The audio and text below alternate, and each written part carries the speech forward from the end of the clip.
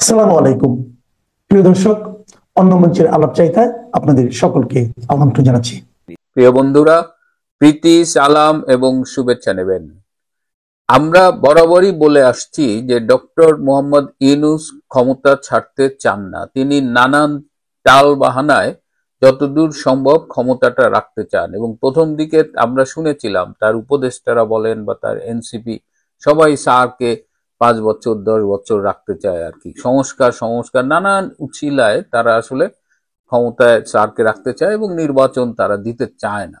কিন্তু রাজনীতির বিভিন্ন মানে ঘটনায় একটা পর্যায়ে দেখা গেল যে চাপের মুখে তিনি বলতে বাধ্য হয়েছেন যে তিনি ফেব্রুয়ারির ফার্স্ট হাফে নির্বাচন দেবেন এবং নির্বাচন দিয়ে তিনি চলে যাবেন, কোনো পদ বা পরবর্তীতে কোনো দায়িত্বে থাকবেন না। কিন্তু এটা বলার পরেও তাকে কিন্তু বিশ্বাস করে এরকম লোকের কিন্তু সংখ্যা অনেক কম।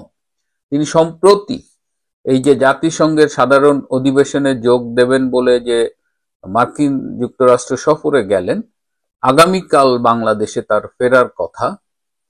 এই সফরে কিন্তু তিনি 700 কোটি টাকা খরচ করে গিয়েছিলেন, কিন্তু কি পেয়েছেন সেটা আপনারা ইতিমধ্যেই জানেন যে সফরের শেষে তিনি একটি বিশাল অশ্বডিম্ব বা ঘোড়ার ডিম নিয়ে ফিরছেন। তিনি সাইড বৈঠক করতে চেয়েছিলেন ট্রাম্পের সাথে, সেটা তিনি করতে পারেননি।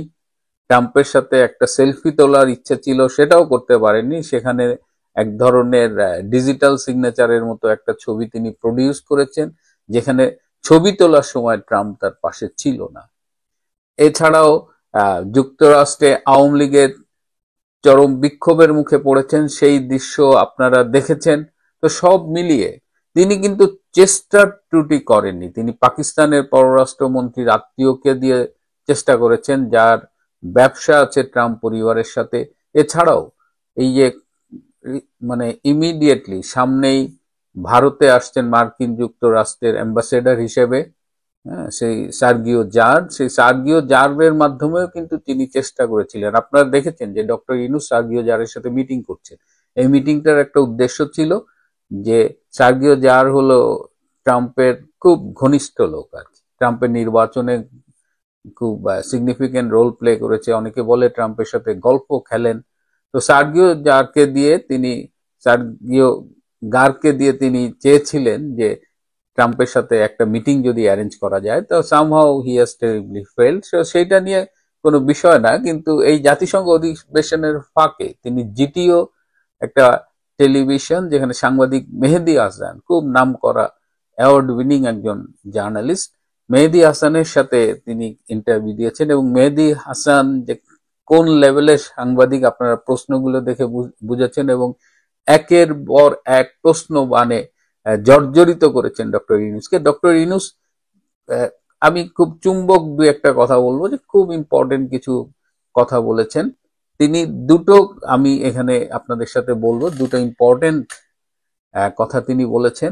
যে নির্বাচন নিয়ে মেহেদী হাসানের প্রশ্নের জবাবে তিনি বলেছেন যে অনেকেই তাকে বলেন 5 বছর 10 বছর 50 বছর থেকে যাওয়ার জন্য, মানে 86 বছরের একটা মানুষ, তাকে 10 বছর বা 20 বছর বা 50 বছর থেকে যাওয়ার জন্য অনুরোধ করবার মতো লোকও বাংলাদেশে আছে।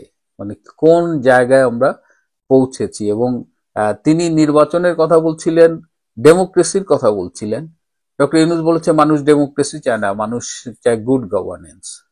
আচ্ছা, সুশাসন বা গুড গভর্নেন্স এটা কি গাছে ধরে নাকি আকাশ থেকে ঝরে পড়ে? এটা তো একটা প্রক্রিয়ার মধ্য দিয়ে হয়। ডেমোক্রেসি একটা প্রক্রিয়া, যে প্রক্রিয়ার মধ্য দিয়ে এই গুড গভর্নেন্স আসে। তো ডেমোক্রেসি ছাড়া তিনি গুড গভর্নেন্স ইনশিওর করবেন কি করে? ইলেক্টেড গভর্নমেন্ট ছাড়া অ্যাকাউন্টেবিলিটি মানে দায়বদ্ধতা, একটা অনির্বাচিত সরকারের কিন্তু কারো কাছে কোনো দায়বদ্ধতা থাকে না। একটা নির্বাচিত সরকারের যত খারাপ সরকারই হোক, তার কিন্তু জনতার কাছে একটা মিনিমাম লেভেলের হলেও দায়বদ্ধতা থাকে। তো দায়বদ্ধতা নাই, ডেমোক্রেসি নাই, আপনি সুশাসন কেমনে দেবেন? এবং ডক্টর ইউনূস গত এই 14 মাসের যে সুশাসন বাংলাদেশকে দেখিয়েছে, যে সেই সুশাসনের ঠেলায় মানুষ এখন কবরেও নিরাপদ নয়, কবর থেকেও তাকে তুলে এনে পুড়িয়ে দেওয়া হয়। এই গতকাল একজন মিনিস্টারের সাথে হঠাৎ একটা দেখা হলো, একটু আড্ডা দিচ্ছিলাম। তো তো বাংলাদেশের পরিস্থিতি নিয়ে ওনার সাথে কথা হচ্ছিল আর কি। কোথাও তো সুখবর দেবার মতো কিছু পাইনি। করাপশন কমেনি, দেশের বিচারালয় পরাধীন, গণমাধ্যম পরাধীন, আইনের শাসনের অও নেই। তো এরকম একটা অবস্থায় উনি গুড গভর্নেন্স, মানুষ ওনার কাছে কোন দুঃখে চাইবে? একটা ব্যর্থ শাসকের কাছে মানুষ কেন 50 বছরের আকুতি নিয়ে যাবে যে আপনি 50 বছর থাকুন বা 5 বছর থাকুন, এবং আপনি তো সুশাসনের শোও দিতে পারেননি। তো তিনি নির্লজ্জের মতো এটা বলে গেলেন। আরো মানে এর চেয়েও বেশি ইন্টারেস্টিং কথা তিনি বলেছেন, আওয়ামী লীগের এই যে বর্তমানে কার্যক্রম নিষিদ্ধ, তো আওয়ামী লীগ ব্যান্ড করা প্রশ্নের উত্তরে তিনি বলেছেন, তো আওয়ামী লীগ তো ব্যান্ড করা হয়নি, আওয়ামী লীগের কার্যক্রম সাময়িকভাবে নিষিদ্ধ করা হয়েছে এবং এটা যে কোনো দিন আবার সচল করা হতে পারে। এই কথাটা বলে তিনি কিন্তু আবার এই নিজেদের শিবিরে একটা আগুন লাগাই দিচ্ছে আর কি। আমাদের এই যে হাসনাত আব্দুল্লাহ কালা পাঠা, এই কালা পাঠা তো এটা নিয়ে খুব গরম হয়ে গেছে আর কি। দেখেন কি বলছে। আবার গণপরিষদের সাধারণ সম্পাদক কি রাশেদ রাশেদ দেখলাম সেও খুব ক্ষুব্ধ হয়েছে এবং বলেছে যে উপদেষ্টারা বরং এই আওয়ামী লীগের দায়িত্ব নিক। তারা এমনকি প্রধান উপদেষ্টা চাইলেও আওয়ামী লীগের দলের দায়িত্ব নিয়ে দলটাকে পুনর্গঠনে সহায়তা করতে পারে। মানে তারা এবং ইনুস এই কথা বলেছে, এই পুরা ইনুস শিবিরে এই নিয়ে আতঙ্ক চলতেছে। এটা কারণ হলো যে কোনো কারণে যদি আওয়ামী লীগ ফিরে আসে তাহলে তো একেবারে মানে এদের কি হবে এই চিন্তা, এদের ঘুম নাই। কিন্তু ডক্টর ইনুস এই কথাটা কেন বললেন? এই যে আওয়ামী লীগ ব্যান করা হয়নি, এটা সাময়িকভাবে কার্যক্রম স্থগিত এবং এটা যে কোনো সময় আবার সচল করা হতে পারে, এটা বলার দুটো কারণ আছে। একটা হলো যে তিনি মার্কিন স্টেট ডিপার্টমেন্টের সাথে মিটিং করেছেন এবং সেই মিটিংয়ে তিনি জামাত, এনসিপি, বিএনপির নেতৃবৃন্দকে নিয়ে গিয়েছিলেন এবং যখন আগামী নির্বাচন নিয়ে কথা উঠেছে তিনি বলেছেন যে আমরা সবাই মিলে নির্বাচন করছি। এবং কালকেও আমি দেখলাম যে বাংলাদেশের নির্বাচনের ব্যাপারে বিদেশি সংস্থার পক্ষ থেকে বলা হচ্ছে একটা ফ্রি, ফেয়ার এবং পার্টিসিপেটরি নির্বাচন চায়। মানে এখানে ইনক্লুসিভ নির্বাচনটা কিন্তু যারা বাংলাদেশের নির্বাচন নিয়ে মাথা ঘামাচ্ছে যেসব বিদেশি শক্তি, তাদের অভিধানেও কিন্তু ইনক্লুসিভ শব্দটা নাই। এবং পার্টিসিপেটরি এই ব্যাখ্যা আপনারা জানেন যে বাংলাদেশে জাতিসংঘের যে আবাসিক প্রতিনিধি আছে তিনি একদিন দিয়েছিলেন যে সবাই ভোট দিলেই সেটা পার্টিসিপেটরি হয়। তো সবাই ভোট দিলে, সব পার্টি অংশগ্রহণ না করলেও যদি পার্টিসিপেটরি হয় তাহলে শেখ হাসিনার আমলের নির্বাচন নিয়ে তো আর কোনো বিতর্কের সুযোগ থাকে না। তো এই এই যে এই অবস্থায় মার্কিন স্টেট ডিপার্টমেন্ট থেকে বলা হয়েছে যে নির্বাচনটা সবাইকে নিয়ে করতে হবে, ইনক্লুসিভ নির্বাচন। তো ডক্টর ইনুস তার আশেপাশে সবাইকে দেখে বলেছে যে আমরা তো সবাই, যে আমরা সবাই মিলেমিশেই তো আসছি, এই নিউ ইয়র্কেও আমরা একসাথে আসছি, এটাই তো আমাদের ইনক্লুসিভ নির্বাচন। তো মার্কিন স্টেট ডিপার্টমেন্ট থেকে বলেছে না, আওয়ামী লীগকে নিয়ে নির্বাচন করতে হবে, আওয়ামী লীগ সহ সকল দলকে নিয়ে নির্বাচন করতে হবে। তো এই প্রেসারের মুখে ডক্টর ইনুস এই ইন্টারভিউতে বলেছে। কিন্তু ডক্টর ইনুসের এটা কিন্তু মনের কথা না। ডক্টর ইনুস এর মধ্য দিয়ে মার্কিন চাপটা সামলে নিয়েছেন এবং কিন্তু তার মনের কথা হলো যে আওয়ামী লীগকে তারা নানানভাবে কোনোভাবেই তারা আগামী নির্বাচনে আসতে দেবে না, দিস ইজ দেয়ার প্রেফারেন্স আর কি। তো সেইটা তো আমার মনে হয় না তারা সেটা পারবে। কিন্তু তারা আওয়ামী লীগকে ঠেকাতে পারুক না পারুক, আওয়ামী লীগের আগমনের সম্ভাবনায় হাসনাত আব্দুল্লাহ, রাশেদ খান এদের প্যান্ট ভেজা শুরু হয়ে গেছে আর কি। এরা কে কোথায় পালাবে আমি জানি না, কিন্তু আওয়ামী লীগ তো ফিরে আসবেই আর কি। ডক্টর ইনুস থাকবে কিনা সেই প্রশ্ন নিয়েও এখন আলোচনা হচ্ছে, আরো অনেক আলোচনা আছে। যে গতকালকে আমার ভিডিও যেটা দিয়েছিলাম, যেখানে বলেছিলাম যে আওয়ামী লীগকে কেউ ব্যান করতে পারবে না বা কারো বললে আওয়ামী লীগ সচল হবে তাও না, তখন অনেকেই আমাকে বলেছিলেন না ভাই ইউনূস তো বলেছে। আর সেটা নিয়ে আমি সমালোচনা করেছিলাম যে আপনারা, আমরা যারা আওয়ামী লীগ করি তারা কেন ইউনূসের এই কথাটা এত মাথায় তুলবো। আজকে দেখছেন তো কি হলো, কথাটা ফললো। ইউনূস বলেছে যে কোনো মুহূর্তে সচল, আর আসিফ নজরুল কি বললো, জীবনেও দিবে না। তুই বেটা কে আসিফ নজরুল আর তুই বেটা কে ইউনূস যে তোরা আমাদের জীবনও দিবি না, আমরা তো এমনি সচল। কালকেও বলেছিলাম আমি যে 365 দিনে 365 দিন, 7 দিনে 7 দিন, দিন রাত 24 ঘন্টায় আমরা সচল। আমাদের ব্যান করার ক্ষমতা তোমাদের বাবাদের নেই। তো আসেন তার আগে কয়েকটা ফটো কার্ড এবং যেটা ভিডিও দেখে এরপরে আমি যেটা থাম্বনেলে লিখেছি সেই বিষয়ে পূর্ণাঙ্গ একটা আলোচনা করব। আলোচনাটা কিন্তু মজার হবে, সাথে থাকেন। হ্যাঁ, অনেক কথাই হয়তো আপনাদের মনে হয় যে বেটা আমি ভুয়া বলছি বা এটা মিলে না, কিন্তু এক সপ্তাহ পরে আবার একটু চিন্তা করে দেখেন, সপ্তাহখানিক পরে আমি যা বলছি তাই হচ্ছে, এর বাইরে কিন্তু হচ্ছে না। সুতরাং আমি হয়তো অনেক কথা আগে বলি যেটা সপ্তাহ 10 দিন 15 দিন পরে হয়, আবার অনেক কিছু বলি যেটা হয়তো চলমান, আমি বলার কিছুক্ষণ পরেই ঘটতে থাকে। কোনটা দেখলেন?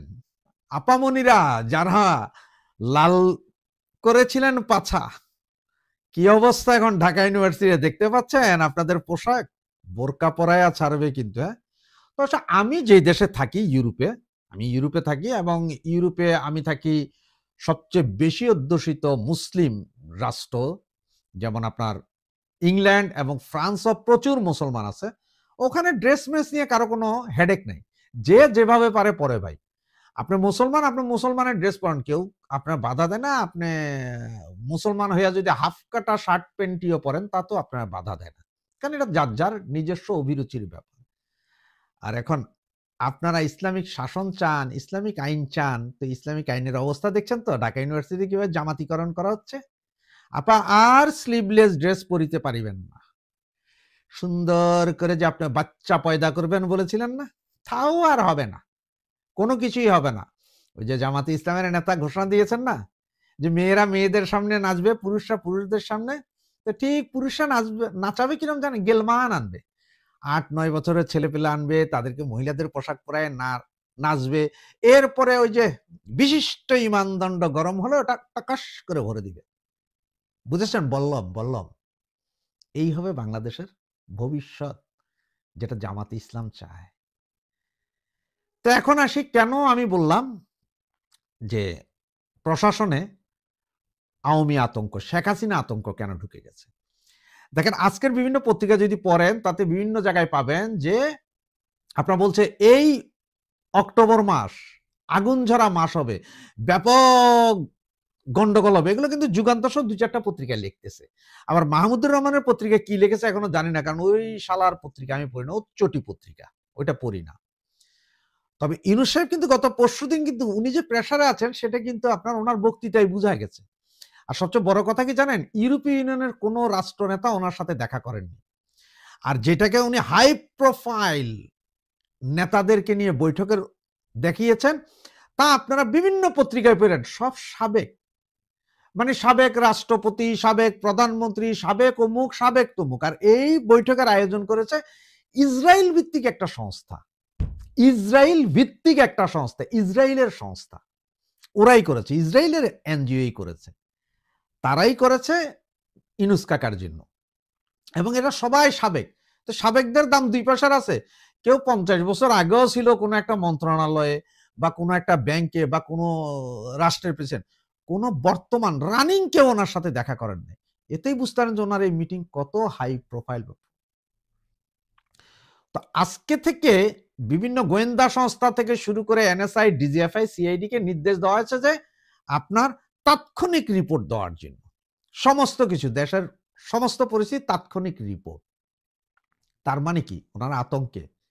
দেখেন ভাই, আমার পরিষ্কার কথা, আগস্টের 5 তারিখ, 3 তারিখ, 4 তারিখ, মানে জুলাই আগস্ট 2024-এ ওরা ব্যাপক হারে পুলিশ মারছে, 3500 পুলিশ মারছে, যাদের জন্য আমরা কান্না করি। আর সেই পুলিশ আজকে আমাদের বিরুদ্ধেই লাগছে, তারা আমাদেরই মারতেছে। এই যে গতকালকে আমাদের এক সাবেক মন্ত্রীর মৃত্যুকাণ্ড দেখলেন, লাশ মারা যাওয়ার পরে ওনার হাতে হ্যান্ডকাপ দিয়ে হাসপাতালের বেডে ফেলে রেখেছে। এরপরে ওনার জানাজা যাতে হইতে না পারে, জানাজা যাতে করতে না পারে, ব্যাপক প্রেসার ছিল। এবং ওনার পরিবারকে বলা হয়েছে যে 100 জন নিয়ে বাড়ির উঠানে করবেন, বাইরে করতে পারবেন না। কিন্তু মানুষ মানে নেই, মানুষ কিন্তু ভীমরুলের মতো নেমে গিয়েছিল। একজন মুক্তিযোদ্ধা, উনি এই দেশ স্বাধীন করেছেন, উনি মুক্তিযোদ্ধা, উনি মরার পরে যে গার্ড অফ অনার দেয় সেটাও পাননি। ওনার লাশ যাতে জানাজা হতে না হয় না পারে সেই ব্যবস্থা করেছেন। আরেকটা জানাজা হওয়ার কথা ছিল কিন্তু সেটা করতেই দেয়নি। তাহলে এবার বুঝতে পারেন যে দেশ কোন দিকে চলছে, ওদের কি আতঙ্ক। মারা যাওয়ার পরে ওদের আতঙ্ক রয়েছে যে মৃত মানুষও হয়তো খাট থেকে উঠা দাঁড়ায় তাদের গলা চেপে ধরতে পারে, এটাই তাদের আতঙ্ক ধরে গেছে। আর প্রশাসনের ভেতরে দেখেন সচিবালয়, ওনাদের মন্ত্রীদেরই কথা, সচিবালয়ে অনেক সচিব কাজ করছেন না, ওনাদের এতে কাজ করানো যাচ্ছে না। আর একটা জিনিস জানেন আপনি, যে কোনো সচিব সরকার আসলে সচিবরা ধান্দায় থাকে কে কখন কোথায় কি করবে। হ্যাঁ, গত 2-3 মাস ধরে সচিবালয় টোটালি স্টাফ, ওরা আসলে কোনো দিকে যাইতে পারতেছেন না, এমন একটা অবস্থা, একমাত্র দুর্নীতি করা ছাড়া বাকি অন্য কোনো কিছু। এটা কিন্তু সরকারের জন্য সিগনাল। আর ইউনূস সাহেবের সেই বক্তৃতার পরে দেখছেন ইলিয়াস আলী কুকুর, তারপর কনক সরোয়ার কুকুর, এদের কি আর্তনাদ, হটাও ইউনূস হটাও ইউনূস। ওইদিকে আবার কালাপাটা হাবদাল্লাহ, উনি কালকে একটা সার্বিয়ান প্রবাদ দিয়েছে, আর বেটা এটা বাচ্চা পোলাপাই না জানো, তুই এ প্রবাদ দিয়া কোনো লাভ নাই, যে গরিবেরা জান দেয়, বড় লোকে পয়সা দেয়, অমুকে রুটি দেয়, তোর আব্বাই তোরে কি দিছিল সেটা চিন্তা কর, তোরা কিভাবে মরবি সেই চিন্তা কর এখন। কারণ তোরা তো গরিব থেকে বড় লোক হইছস, তোদের ওই পয়সা কামে আসবে না, তোদের ওই পয়সাই তোদের জন্য মৃত্যুর ফরমান নিয়ে আসবে। তো এই অক্টোবর মাস ক্রুশিয়াল, এই অক্টোবরের 21 তারিখে তত্ত্বাবধায়ক সরকার নিয়ে একটা রায় হওয়ার কথা।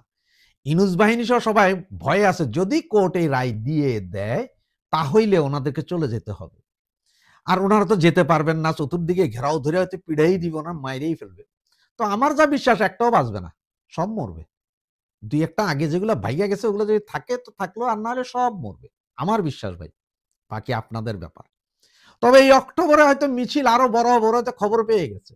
উনি নিজেই বলছেন ভারত সব চায় যে শেখ হাসিনা বীরের বেশে আসুক। ভারত না, শুধু পৃথিবীর অনেক দেশই চায় শেখ হাসিনা বীরের বেশে আসুক। বাংলাদেশের আপামর জনসাধারণ চায় শেখ হাসিনা বীরের বেশে আসুক। এবং ওনাদের মধ্যে আতঙ্ক এটা যে আম জনগণ যারা জীবনে কোনোদিন আওয়ামী লীগ করে নাই, তারাও এখন আওয়ামী লীগ ফিরে আসুক চায়।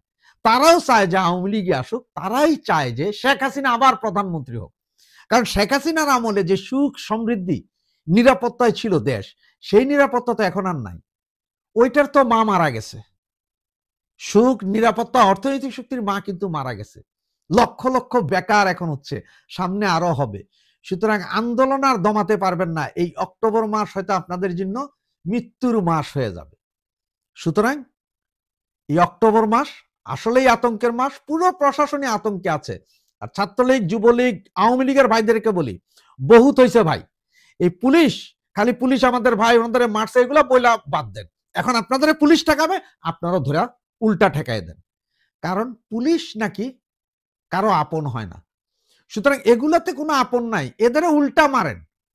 এদের যদি, কারণ গত জুলাই আগস্ট বৈষম্য বিরোধী নামে যারা করছে, হাসনাত আবদুল্লাহ যা করছে, ঠিক তার পাল্টা তো এখন হবে।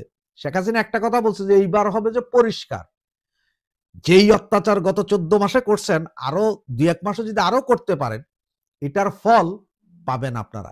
শেখ হাসিনা এই দেশে আসবে এবং এই অত্যাচারের চেয়ে আরো 1000 গুণ অত্যাচার বেশি ফেরত পাবেন, এটা লিখে রাখেন। আর পুলিশ প্রশাসনকে বলছি, বেশি বার বাইরেন না। আপনারাও এখন মাইর খাওয়ার জন্য প্রস্তুত হন, আপনাদেরও রাস্তায় রাস্তায় মারা হবে, আর সেটা আমরাই মারবো ইনশাআল্লাহ। জয় বাংলা, জয় বঙ্গবন্ধু।